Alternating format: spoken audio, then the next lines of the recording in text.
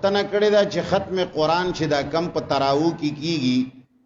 دې باندې خوراک کول څنګه دي سوچه حرام دي دا کومه طریقه چې خلک استعمالوي په دې باندې زما الفرقان بین عبادت الرحمن و عبادت الشیطان کې مستقل چپټر لیکلی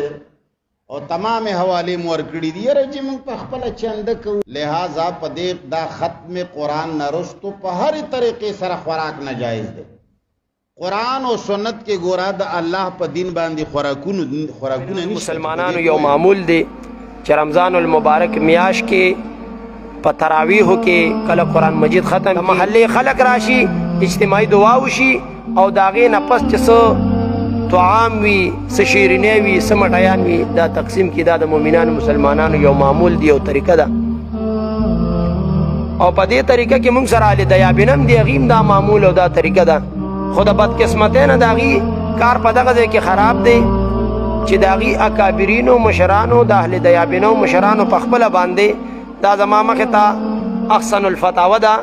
د دې فقیه العصر دی مفتی اعظم حضرت مفتی رشید احمد صاحب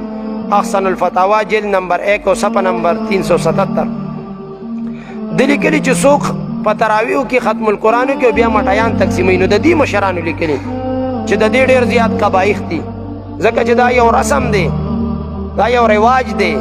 دا یو ناجایز عمل دی دا یو قبیح عمل دی او دا د بدعت شنیعه تایید دی نو د ده په فتوی سره چې څوک دا عمل کوي دا بدعتیان دي وی به هر حال دا یو ناجایز عمل دی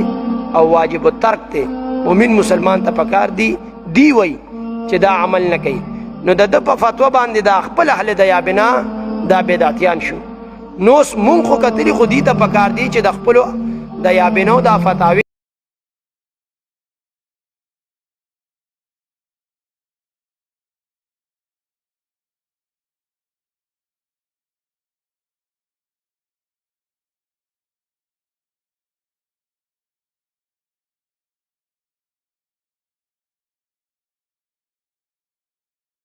دیار ہارونی